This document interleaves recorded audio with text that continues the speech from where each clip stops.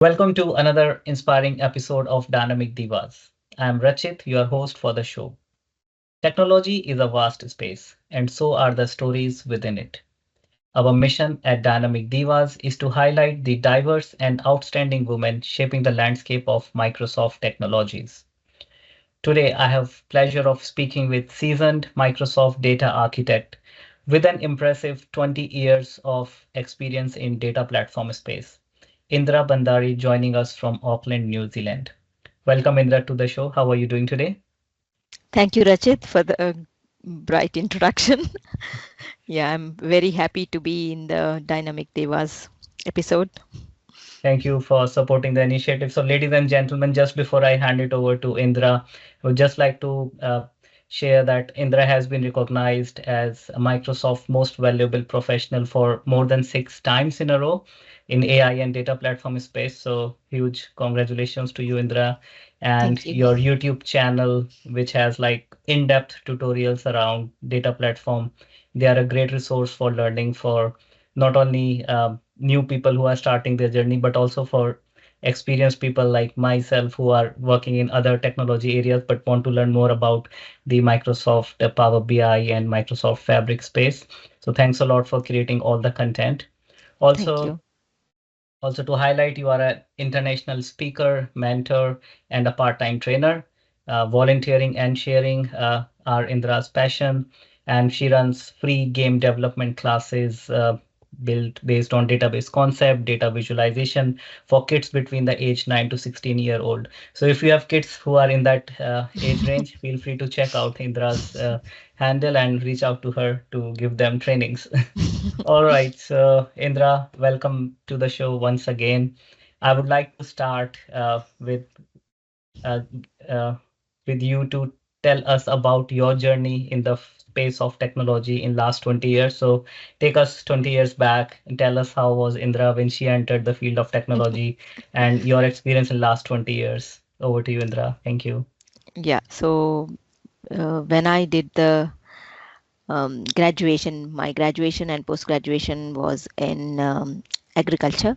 Graduation was in agriculture, and post graduation was in agriculture statistics. And I started my first job as a statistical analyst. And when I joined, I had this passion to continue um, um,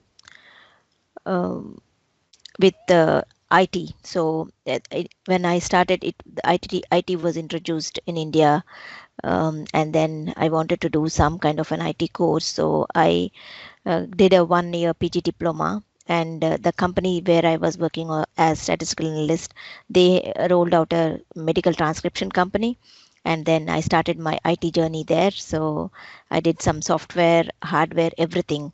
I had hands-on experience, and then I really liked it. So I started on looking for IT jobs when I entered New Zealand as well, and started as a information analyst. Worked for a company for about 11 years, and then worked for a bank for a couple of years, and worked for consultancy companies and the healthcare company. And whenever I looked at whenever I joined a company, I used to look at how many women are there apart from me. And in one company, I was the only one female. Rest all the IT department was male. So yeah, it was a challenge, but not anymore. I see more females, particularly in the data visualization and data science fields. So yeah, that's my journey, Prachit.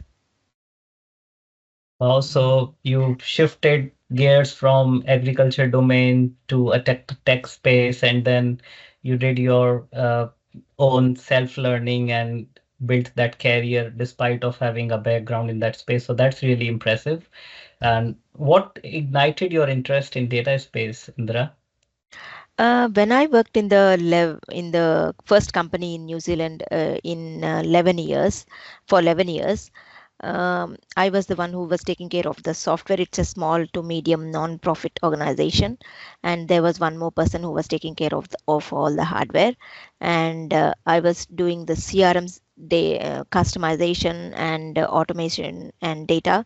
And during my 11-year journey, I did a lot of automation and used a lot of DTS, mostly Microsoft stack. So from the data transformation systems, I got more attracted to the data transformation systems, and I wanted to look for a BI sort of role, because I was more interested in analysis and business intelligence part of it.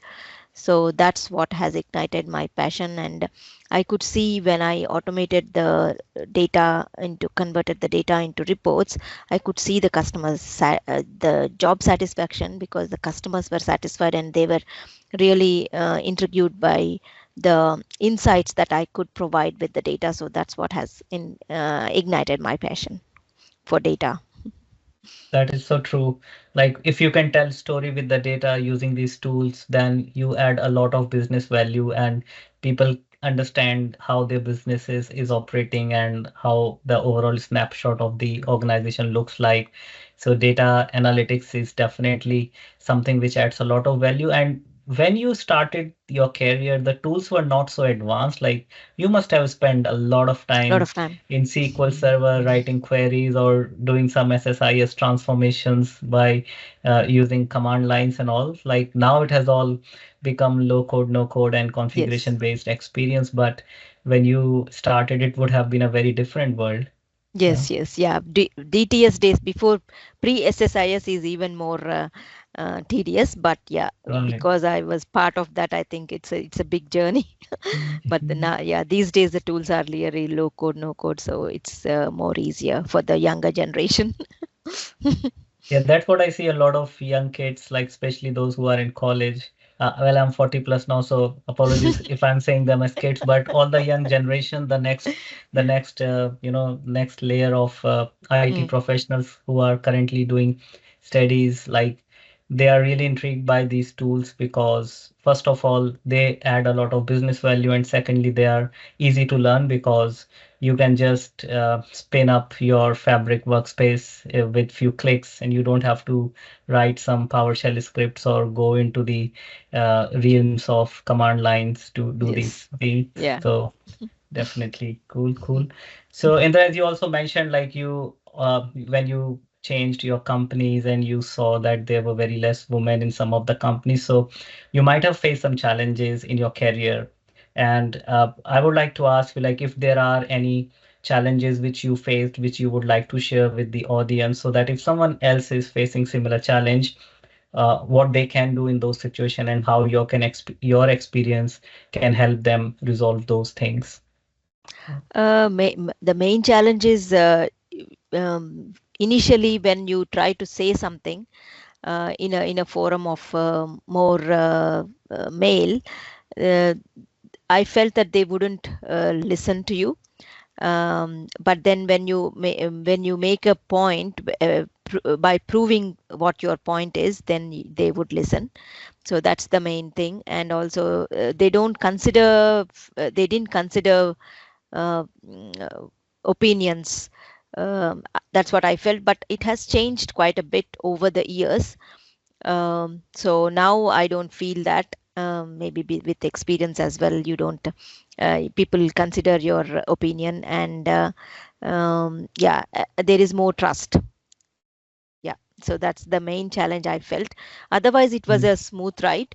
Yeah, Right. because yeah, I felt that I am lucky to have that smooth journey when I look back. Because I worked for MNC as well as a startup business when I started off in my career. MNC, I didn't find that challenging, because they were in the statistical analytics space. I Yeah. worked for General Electric in Bangalore at that point, and they were more females as well. And then we used to work with US companies, and I had good projects where I could give my they I could give my value, and also I had more learnings as well in that particular field. Yeah, I worked as a business analyst there. So yeah, and then yeah, the only challenge that I felt was sometimes I was not heard. So that's the yeah. Right. Yeah.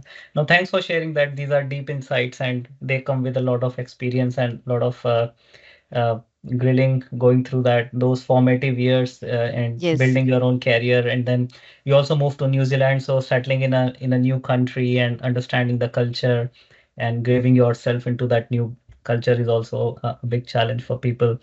Uh, so you have been so busy, and how did you find time to start this concept of teaching kids about data visualizations, game developments? I see your videos. I myself learn from them a lot. But it's very demanding thing to do. It's not easy with to do managing your full-time job, living in a foreign country, and then teaching kids. So how, from where did that idea came, and can you share us something about what you do as a part of KidsTech Charitable Trust? Thank Yeah. you. From childhood, I always had a passion to teach kids. And when I was small, I used to teach underprivileged kids back in India, just to write and read and how to speak just in their own language, because they're underprivileged, they wouldn't go to school. So that I had that passion. And when I came to New Zealand, I used to go volunteer for a Sunday school here in a temple. And once in 2016, I signed up for a mentorship for a game development competition organized by MIT and Microsoft. And once signed up, they gave us a couple of hours rundown of a software called Construct 2, which the kids are going to use for game development. Then when I saw that, then I thought, okay, this software seems to be easy. Why not teach the kids that I have access to in the Sunday school? Maybe just I'll just pick 10 of them, because I'm the only one teaching. So I'll just pick 10 of them and then train them. So then I started training them, and I let the organizers also know that I'm training these 10 kids. Then the project manager said that why not they also participate in the competition. The competition is for high school kids, which was I think from 13 to 18-year-old kids, teenagers. And the kids that I have started teaching was from 9 to 12-year-olds. So then we were given 6 weeks. So within 6 weeks, we submitted 9 games by the 10 kids. And on the final day, there were selections out of all the, I think, 40 odd games that were submitted.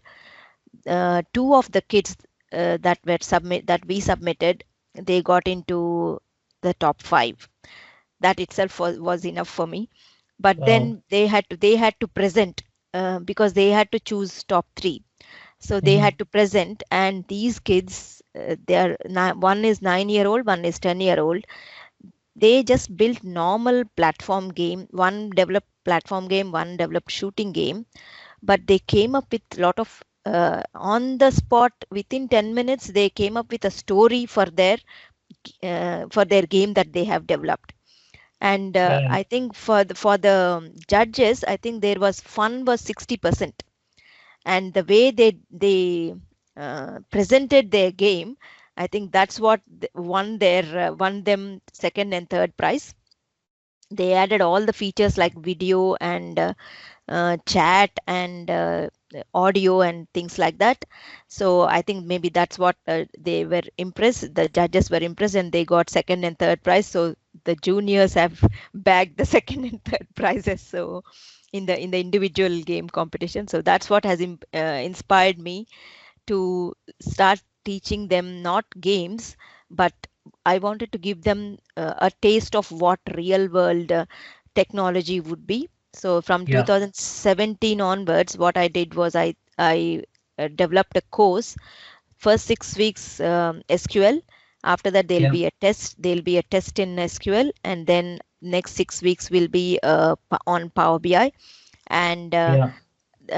then they have a Power BI competition for which Reza and Laila used to be judges. So Yeah. every year I used to do that, and I did that this year as well. And the judges were Dan and Reza. Right. Reza and Chimes were the judges. Yeah. Yeah. Reza is doing great. He is on a world tour this year. He has Yes, been just yes. traveling He's and fabricating giving the his, world. yes, no, very highly regarded MVP Mm, professional, Reza yes. and Leila. We miss her. I Mm, was at MVP Summit, and I remember MVPs talking about her and reserving her seat. So a mm, big gesture mm. and big regards to Reza Laila. and Mm, mm. Layla. Yeah, Yes, cool. yes. But yeah, so this thing, game development and mentoring and Power BI coaching, it is really inspiring.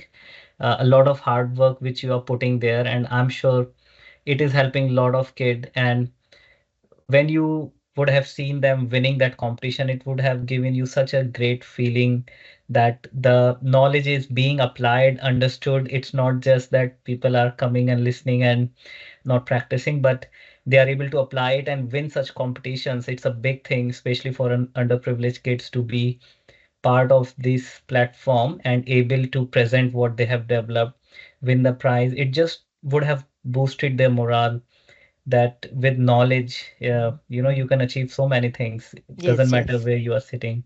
Mm. Really impressive. Thanks, Indra, for sharing that. That's okay. Yeah. Uh, cool. So let's talk something about AI because we are living in a world where we, especially in consulting space, we listen this word 100 times a day. But how are you using AI and what do you think it will impact? How does the future look like to you with AI? Um, the way I'm using, particularly in the generative AI world, the way I'm using AI is just to validate. For example, if I'm writing some option papers, then I use AI to get the summary of the what I want to um, showcase. But then I validate as well because I just can't depend on what AI gives. So I use Gemini and ChatGPT and Azure OpenAI and things like that. But then I do validate going to their websites, and then practically I do the checking as well in terms of Azure and AWS and Google as well. If I'm doing an options paper for generative AI, and if I'm doing a central data hub options paper, then I do validate. And in my architecture diagrams, data architecture diagrams also these days, sometimes um, uh, if I want to write content as to what is medallion architecture and those kind of stuff, for those kind of things I'm using, it has definitely reduced my time that I spend on documentation part of it. But then Right. I don't depend on continuously depend on that. So on that Yeah. as well. So yeah, Right. that's No, how that's a I've great been use using. case. Great use case. Like I have seen a lot of professionals, they use AI to summarize meetings. If they are not able to attend, they can still summarize the recording and churn out the action points. And the way I use it is like I sometimes use it to create dummy data for my projects, like to something which I can use in a test environment to Mm, which the customers can relate to. So for example, if I'm working for a construction company and I want to have a bill of material which resembles some sort of a industry, then I can give that prompt to ChatGPT or Gemini and say, okay, can you create me a list of production process for electronics company, and then it mm. will give me, okay, these are the operations you can use, and then we Mm. configure systems so that when we give demo, the clients can relate to it. Yeah, um, that's a good use case. yeah, because we Mm, do uh, a lot in business applications space, and mm, depending on the type of industry we are dealing with, we may need to show that how the application can be used by the businesses, but then they are only able to relate if they understand the data. So data is at core of everything. Like we need yes, to have right data. If I show uh, let's say sports data to to a healthcare company, then to a healthcare company, they won't be able they to won't relate. work. Yeah, yes, yes, So we need definitely, that yes, right context. So, and that's the thing, right? I mean, people can use any business application, but what they understand is ultimately the data which they see on the screen. When they yes. see their data, they are able to relate to it. So it's Mm, really important to have right data. And with all that Microsoft Fabric data platform, it has just transformed the way people are looking at the data. Yeah, yeah. Cool, great insights, Indra. Last question to you is, what would be your advice to people who want to build career in Microsoft data space? So it could be either Power BI or Microsoft Fabric, or if there are people who are new to the industry and they want to get more confidence into these new platforms, because honestly, there are so many things. If a new person starts to search, they will find a lot of things. Lot of So what will be your advice to people who want to build their career in data space? A lot of people approach me for advice. In fact, I think an hour ago I was giving some advice to a person. So, what I say is, if they are new to data or even if they want to change their career, I always suggest them to start with data analysis, because unless they know what data is and what data modeling and data analysis is, they won't be able to go further. And with tools like Power BI and Tableau, they can easily understand data because of the low code, no code sort of tools that are available now. So once they understand data modeling and data analysis, then and also with tools like Power BI, they need to fetch data, right? So then they can decide whether they want to take the data science approach or the data engineering approach. Based on their understanding of data analysis, they will get an idea. So that's what I suggest. So if they want to go data engineering path, then they need to um, uh, learn the ADF, Databricks, Snowflake, those kind of tools. And then if they want to go data science, then they can go machine learning, AI tools that they can use, the Azure machine learning, or even these Azure OpenAI, Azure AI Studio, and things like that. So if they want to go towards data science or AI space. So that's what I suggest. And also what I ask them to do is they need to be special from the other candidates. They need to be unique. So I ask them to put their learnings in a blog, so that um, whoever, and also be active on LinkedIn, so that um, whoever is recruiting, they understand what they know, and that they can display in terms of their blogs, all their learnings, and also networking. So I ask them to come to meetups and then network is really important. Networking is really important, at least in New Zealand, because you jobs just go word of mouth here. So yeah, so that's what I suggest them. Yeah, great tips, great advices in there. And I agree with you. Networking is something really important, not only in New Zealand, I would say globally. People should know you and your work. It's not about just building a relationship, but it's about knowing someone who knows your skill and what value you can add to the table, so that if there is an opportunity, that person remembers you, that yes, okay, we are hiring, let me connect to that person, and that really helps to build that connection. And yeah, LinkedIn, blogging, networking, I think these things can significantly change your presence in the market. Totally understand, totally align with you on that. Data modeling and then data science engineering, I think that's a great advice. I will also start following that and reach out if I need any help. And Sure, sure. I want to know, are there any free trials available? Like, can we deploy a free version, like free trial for Power BI account and try it out, or do we need paid accounts? Okay, so Power BI desktop is free, like how Power Yeah, Automate is right. free. You can Yeah, download and then you can develop the report, and you can upload it for free into your own into your own workspace. right. But if you want Yeah, to share with somebody, that's when you need yeah, the pro license. But that is yeah. also free for 60 days. Right, right. I think that's enough to get skilled and get a job. And then that's good. No, thanks for telling that. Yeah, it's good to see that all these new free trials coming nowadays. So you can register for initial 30, 60 days free trials, get your hands on to it.